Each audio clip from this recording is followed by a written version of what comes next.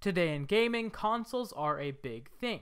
From the PS4 to the Nintendo Switch, there is something out there for all gamers to try, and each gaming console certainly has its ups and downs. With that being said, all the options and possibilities may overwhelm or confuse some people, and as a result, the question has been posed by many. Which console do I get? Today, I'm going to try and answer that question as extensively as I can. Hey guys, this is Nick, and in today's video, I'm going to be going over the top 3 top-of-the-line gaming consoles on the market right now. The Nintendo Switch, the Xbox One, and the PlayStation 4, and attempting to help those of you who are confused find out which gaming console you should purchase. Without further ado, let's get right into the video. Coming up first, we have the Nintendo Switch. Now, on paper, the Nintendo Switch's specs are nothing to drool over. It rocks a 720p screen with an NVIDIA Tegra processor and 32 gigs of internal storage. But even though the internals aren't amazing, the thing that really makes this console shine is the portability.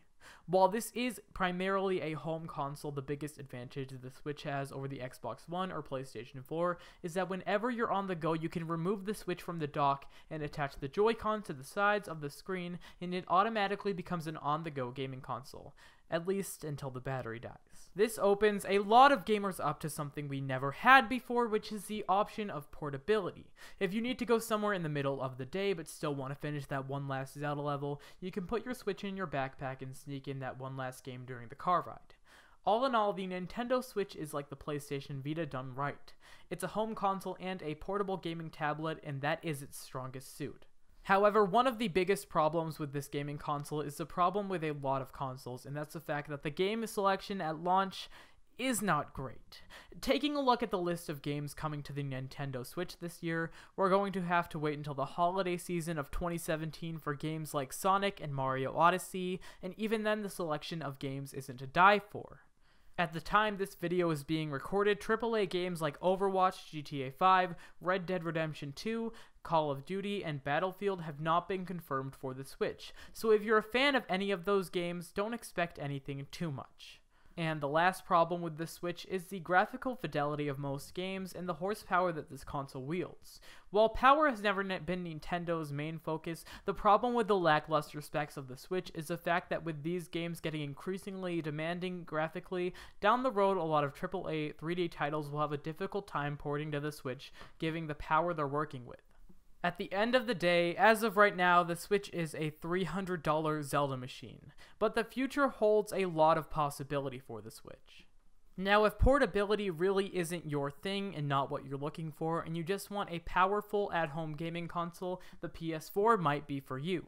While the PS4 was released back in 2013, it still has some powerful specs. The PlayStation 4 rocks an AMD Jaguar processor and a Radeon-based graphics card, as well as 8GB of RAM and 500GB to a terabyte of storage, depending on the option you pick up. And while the PS4 is definitely the strongest console out of the three here today, the specs are surprisingly not the glowing points for the PlayStation 4, but rather the amount of exclusives that are available for the PS4. Games such as The Last of Us, the Uncharted series, and Horizon Zero Dawn are all first-party games for the PlayStation 4 from developers such as Naughty Dog and Guerrilla Games. On top of that, the PlayStation 4 features PlayStation VR, which is by no means cheap, but is definitely a great feature many people will be looking for in gaming consoles as of today. However, some of the PlayStation 4's biggest weaknesses is the fact that the PlayStation 4 has very little support for multimedia. While there are definitely some options for media on the PlayStation 4, the primary reason you would get a PlayStation is to game, and for a lot of people that would be no problem, but some of you will be looking for a device that has strong gaming capabilities and media consumption options as well, and if you're in that boat, the PlayStation isn't the console for you. However, that's where the Xbox One comes into play. The Xbox One released in 2013 at a date close to the PlayStation 4's release date, but recently an updated version, the Xbox One S, has been released. And where the PlayStation 4 and Nintendo Switch fall short, the Xbox One S shines, with features such as a 4K Blu-ray player, making this gaming machine a great media consumption device as well. It is apparently obvious that the Xbox One has taken a more media-centered approach, and a lot of people will be very attracted to that. However, quite opposite of the issues with the PlayStation 4, the Xbox One falls rather lackluster in the fact that it lacks a lot of first-party support and exclusive games that consoles such as the PlayStation 4 features. The Xbox One definitely features one of the weakest selections of exclusives for gaming consoles.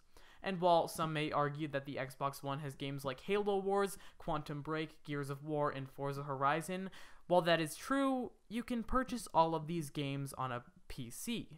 Which brings you to the question, why don't you just buy a PC instead of buying an Xbox?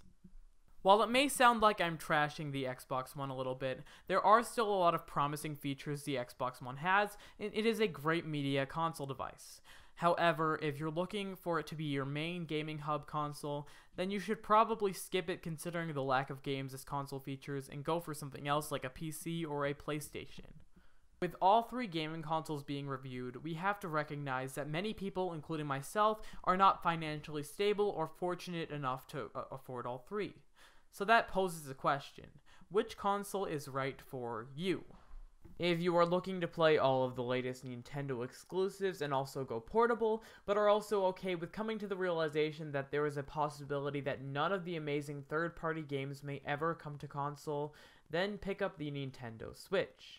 However, if you are looking to buy a great gaming machine and play many of the world's most famous exclusives such as The Last of Us and Ratchet & Clank, but also don't mind if the device isn't amazing for media consumption, then the best route is to pick the PlayStation 4. And last but not least, if you're looking for a device that is great for multimedia with a 4K Blu-ray disc player and also some gaming on the side, then your best route would be to go with the Xbox One. But at the end of the day, all three of these consoles are great and will perform to fit your needs. But that's about it for today's video.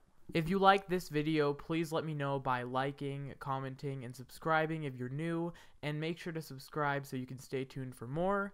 Please tell me what you'd want me to do in the future, and I will see you guys all later. Bye, guys.